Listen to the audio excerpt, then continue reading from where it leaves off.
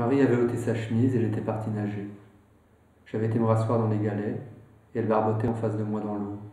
Elle me regardait, elle me souriait, les mains appuyées sur le fond, presque immobile, les cheveux mouillés, aspirant quelques gouttes au fil de l'onde et les recrachant, les joues gonflées, en faisant des petites bulles.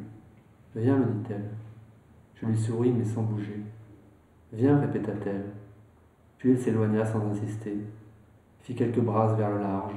Elle passa au crawl, avec un beau mouvement très lent, régulier, décomposé des bras, qui montait vers le ciel et plongeait dans la mer, avec comme un léger contretemps. Elle s'éloigna du bord et commença à longer le grand tapis crocheux de la montagne. Puis elle s'arrêta et fit la planche, nagea quelques mètres sur le dos, battait très lentement des jambes, la tête en arrière dans l'eau.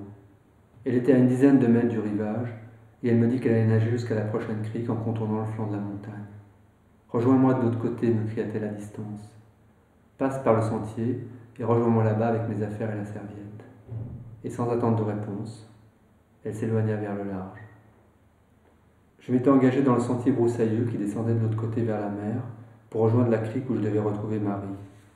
Je me hâtais toujours pour arriver avant elle et pour calmer mon inquiétude croissante, le début de panique qui m'avait envahi et me faisait battre le cœur, me dépêchant dans le sentier pour être de nouveau avec elle et me rassurer définitivement et ne plus penser, ne voulant plus penser, refusant de penser, chassant dans mon esprit cette idée qui ne m'était apparue qu'après son départ, à laquelle je n'avais pas pensé un instant pendant qu'elle se baignait, ni avant, quand elle m'avait proposé à Portoferraio d'aller nager, ni plus tard, ni à aucun moment.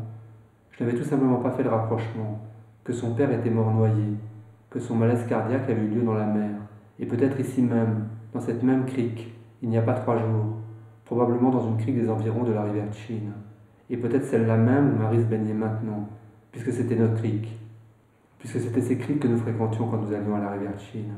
Je n'avais pas fait l'évident et terrifiant rapprochement, et je le fis d'un coup, dans le sentier, en courant dans le sentier, maintenant que la lumière déclinait, que le soleil était couché et qu'il commençait à faire nuit, que le chemin était sombre et le maquis dans l'ombre, très dense, épineux, les rameaux des bruyères agités d'un frisson de brise que je devinais dans l'obscurité bleutée qui nimbait les fourrés.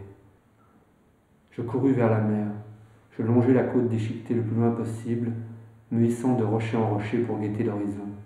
Je me tenais là, en vigie devant la mer, les chaussures détrempées qui prenaient l'eau sur les gros rochers glissants.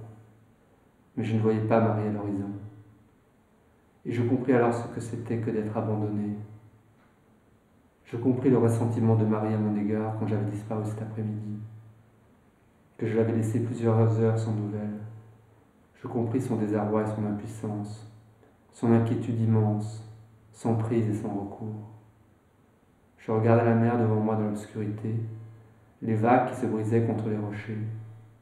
Je guettais l'arrivée de Marie, et je pensais qu'elle était peut-être sur le point d'arriver et que je allais la voir apparaître d'un instant à l'autre derrière le cap rocheux qui se dessinait dans l'ombre.